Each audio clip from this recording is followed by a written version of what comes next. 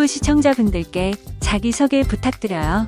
안녕하세요. 저는 분당서울대학교 병원의 의료사회복지사 손지연이라고 합니다. 반갑습니다.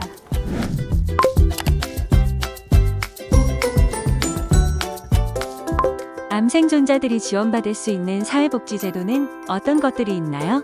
치료를 마친 뒤에 이제 바로 직장 복귀가 어려운 경우나 치료 이전과 달라진 경제적인 상황 때문에 생계 지원이 필요한 분들을 위한 제도가 있거든요.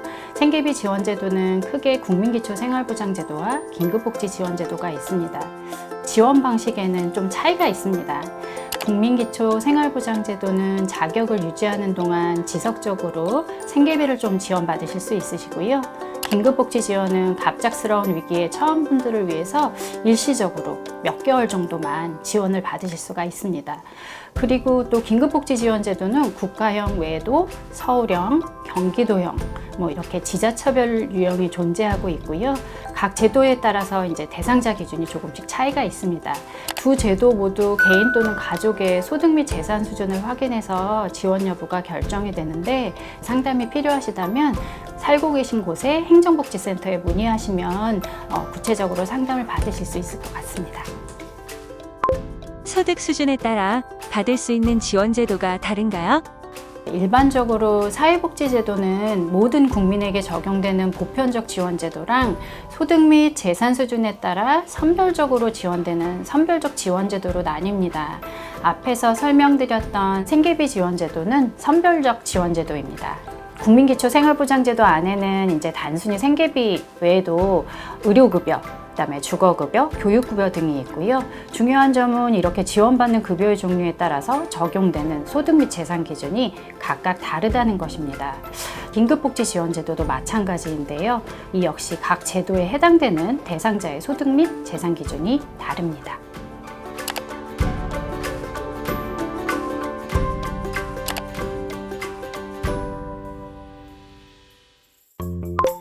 산정특례가 끝난 후에 지원 가능한 제도가 있나요?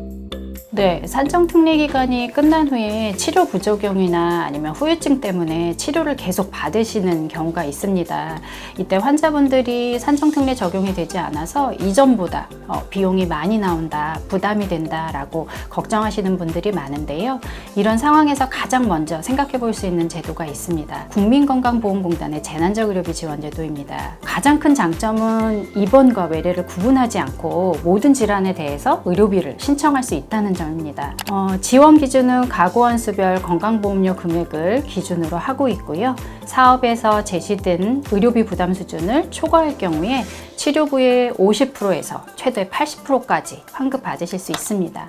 그 외에도 개인별 경제적인 상황이라든지 의료비 부담 수준에 따라서 의료기관 내에 있는 사회복지사와 상담을 하면 민간 후원기관 연계를 고려할 수도 있고, 병원기관 안에서 자체적으로 운영하는 후원의 신청도 생각해 볼 수 있습니다.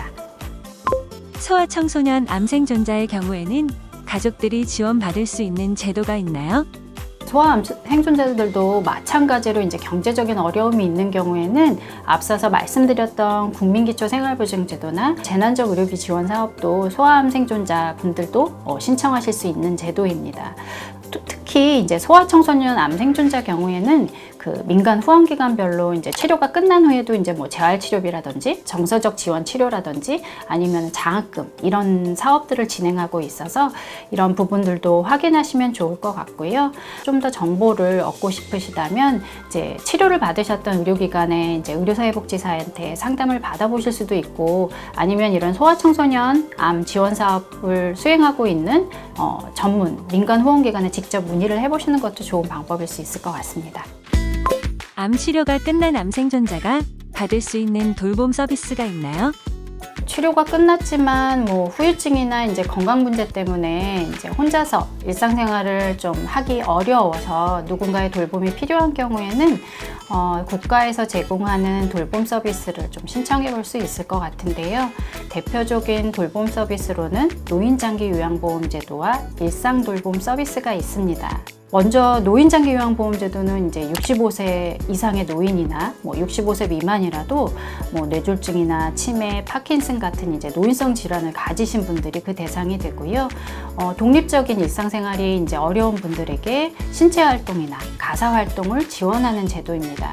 이 제도를 신청하면 국민건강보험공단에서 이제 집으로 오셔가지고 대상자의 어떤 신체 활동 수준을 평가해서 등급에 따라서 이제 방문 요양 등 받을 수 있는 서비스와 종류와 시간이 결정이 됩니다. 그리고 두 번째로 일상돌봄 서비스는 이제 만 19세부터 64세까지 청년과 중장년 그리고 이제 가족돌봄 청년을 위한 제도인데요. 이 서비스는 이제 집에서 돌봄을 받는다든지 가사 지원, 병원 동행, 심리 지원 이런 다양한 서비스를 통합적으로 이제 받을 수 있는 그런 제도로서 대상자들의 어떤 일상생활의 어려움을 좀 해결할 수 있는 그런 제도입니다. 이 두 서비스는 이용할 때 개인의 소득 수준에 따라서 본인 부담금이 발생하게 되고요. 국민기초생활수급자라든지 차상위 대상자는 본인 부담 없이 이용하실 수 있습니다. 정부가 제공하는 돌봄 서비스와 민간 돌봄 서비스는 어떤 차이가 있나요? 일단 정부에서 이제 진행을 하고 있는 공공 돌봄 서비스랑 이제 민간 사설 서비스와 가장 큰 차이는 아마 비용과 이제 이용 절차에서 나타난다라고 이제 생각이 되는데요. 비용적인 측면은 이제 공공 돌봄 서비스는 정부 지원금이나 이제 보조금이 있기 때문에 민간 서비스처럼 이용자가 전액을 지불할 필요는 없습니다. 하지만 사설 돌봄 서비스는 이용자가 전액 부담을 해야 되기 때문에 아무래도 비싸다라고 말씀하시는 분들이 많으시죠.